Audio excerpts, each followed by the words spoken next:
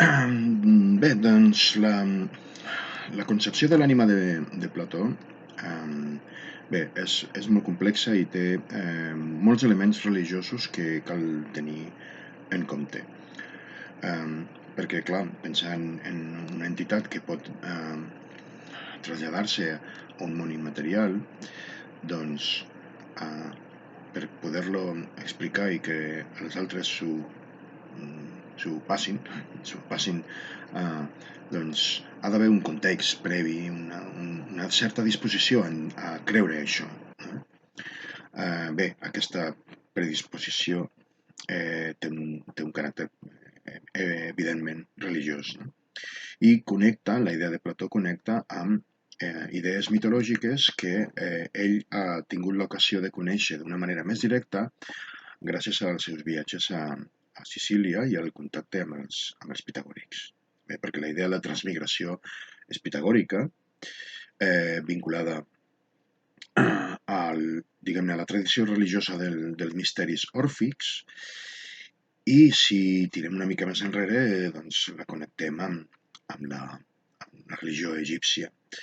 Bé, l'ànima té, dintre d'aquest context religiós, té un caràcter diví. Per això pot connectar amb aquest món material. El caràcter diví de l'ànima, els pitagòrics el van eh, desenvolupar a través del mite òrfic de Sagreu. No?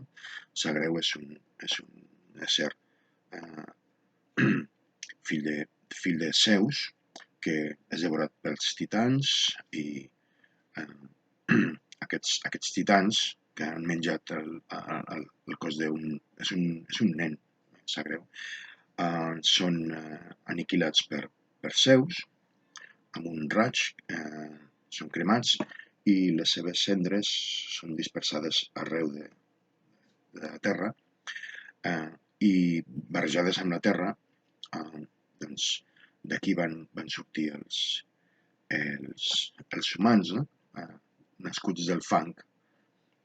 Aquest mite connectat perfectament amb la creació dels éssers humans en la tradició bíblica, del fang. Doncs bé, com que el fang està barrejat amb la cendra dels titans que havien menjat carn divina, doncs això té com a conseqüència que en l'ésser humà hi ha una part que és matèria, que és bruta, no? Un cos material i malvat, però hi ha una altra que conserva alguna essència divina, no? Llavors, aquesta essència divina és l'ànima, és la part immortal de l'ésser humà. Aquesta ànima que és la que podrà viatjar. Bé, doncs, això també està lligat amb els pitagòrics, perquè són els que pensen en la possibilitat de la reencarnació, i Pitàgores a nivell filosòfic doncs potser no necessita aquesta teoria de la transmigració de l'ànima, però bé, forma part de l'estructura del seu pensament i de la seva organització, diguem-ne, del que seria l'escola pitagòrica, la secta pitagòrica, una organització sectària en la qual els seus adeptes creuen perfectament en aquestes consideracions i forma part de les regles de la secta pitagòrica, doncs, el no maltractar els animals, perquè en la transmigració podia haver un fenomen de que l'ànima d'un ésser humà que no ha portat una vida virtuosa pugui esdevenir, formar part del cos d'un gos, no? O d'un altre animal, no? Com una mena de càstig, val? Perquè això també, com a doctrina religiosa, comporta diguem-ne, la presumpció de que només la virtut pot assegurar aquest viatge complet al món ultrasensible.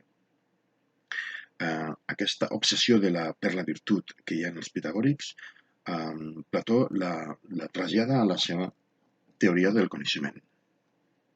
És a dir, que només les ànimes de les persones en les quals els impulsos, diguem-ne, intel·lectuals, els impulsos mentals, els impulsos carnals, els diferents elements que formen part de la nostra persona, no? De la nostra personalitat, doncs només en aquelles en què hi ha un predomini de la raó, doncs es podria assegurar una visita completa al món de les idees, arribar fins a dalt de tot i contemplar les idees més pures. Si no es dona aquesta situació, si en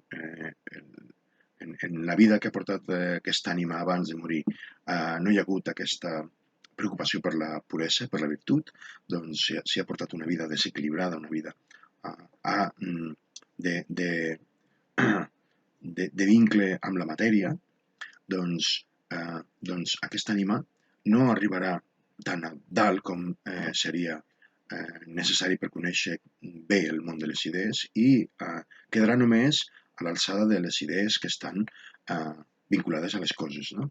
Perquè en el món de les idees també hi ha una jerarquia, una certa verticalitat, no? En la exposició de les formes, no? D'aquests objectes sòlids que són les formes en aquest sistema d'organització de les idees que és intel·lectual però també té un component de prestatgeria, no? Aleshores, aquestes persones, quan tornin a un altre cos, comptant que tornaran a formar part d'un cos humà, doncs si han estat massa vinculades a la matèria, continuaran doncs, així, no? Manifestant aquesta psique, no? Aquestes tendències materialistes doncs, de vinculació amb allò material i desitjaran les coses materials i només aspiraran a conèixer les coses materials. De manera que això serà un cicle, no? Que arrossegarà la vida d'aquestes persones i les futures reencarnacions, llevat que per alguna raó puguin fer un traspàs, no? I millorar la seva capacitat de ser més purs, més virtuosos. Per explicar això, Plató doncs, fa servir el famós mite del carro alat. Val? Parla que l'ànima, quan surt d'un cos per viatjar al món de les idees, bueno, el viatge es fa en un vehicle, en un carro, que té unes ales i està impulsat per dos cavalls. Un cavall blanc, que seria el que representa la voluntat, un cavall negre, que seria el que representa els desitjos més materials, i el pilot, que està dirigit per la raó. Aquests tres components és el que constitueix la divisió tripartita de l'ànima, i que representen tres instàncies molt bàsiques en l'enteniment de l'ésser humà, no?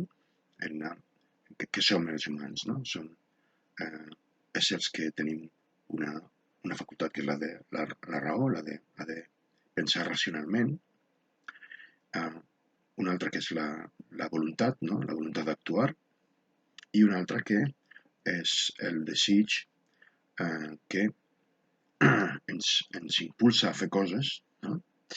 A actuar, però d'una manera més digestiva, més visceral, no? Són les passions de l'ànima. Per cert, hi ha un llibre de Descartes, que és el Tractat de les passions de l'ànima, molt interessant perquè fa un estudi de totes elles, no? Plató, com que vincula les passions a la matèria, doncs té una imatge molt negativa de les passions, no?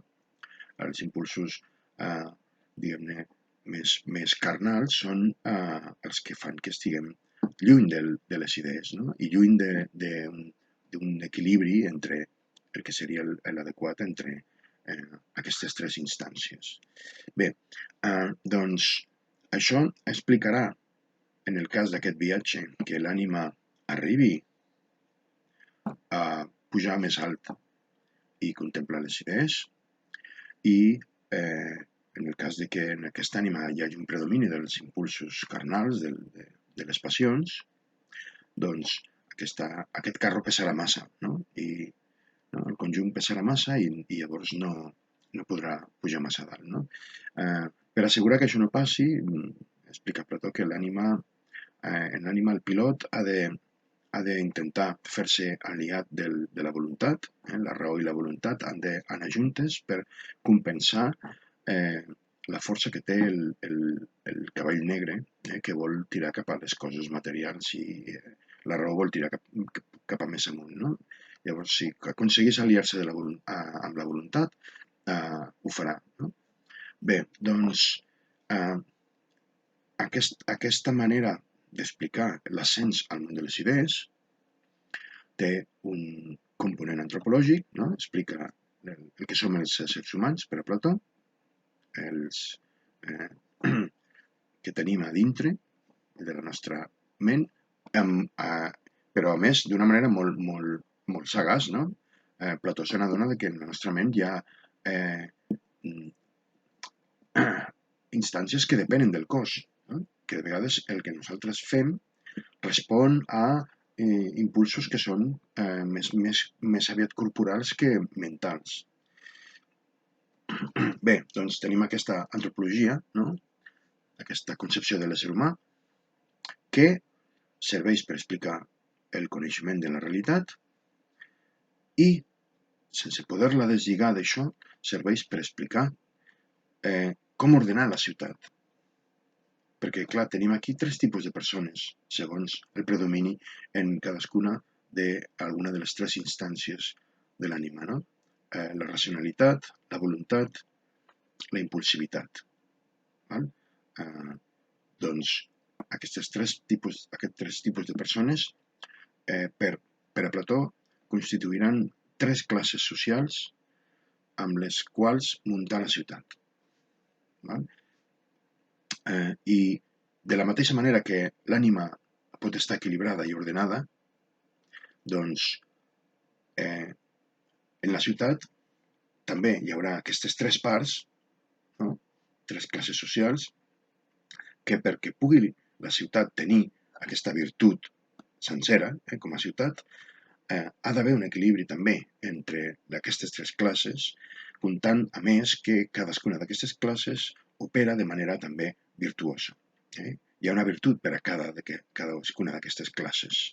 Llavors, si en la ciutat cadascú ocupa el lloc que li correspon, dintre d'aquesta divisió de tres classes, i fa el que li toca d'acord amb el que el predomini en cada tipus d'ànima marca el que una persona voldrà ser, doncs si això es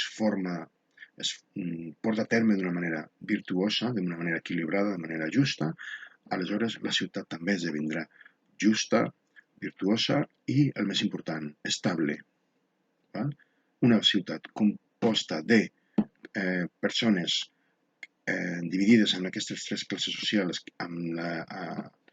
cadascuna té una funció, que és l'adequada per al sosteniment de la ciutat, doncs aquesta ciutat esdevindrà estable, immòbil. Serà una representació de l'ésser en el món humà, en el món material que poblen els humans. Serà una representació de l'ésser, de la immutabilitat, de la solidesa de l'ésser. Una ciutat on no hi ha cap tipus de moviment, no hi ha canvi.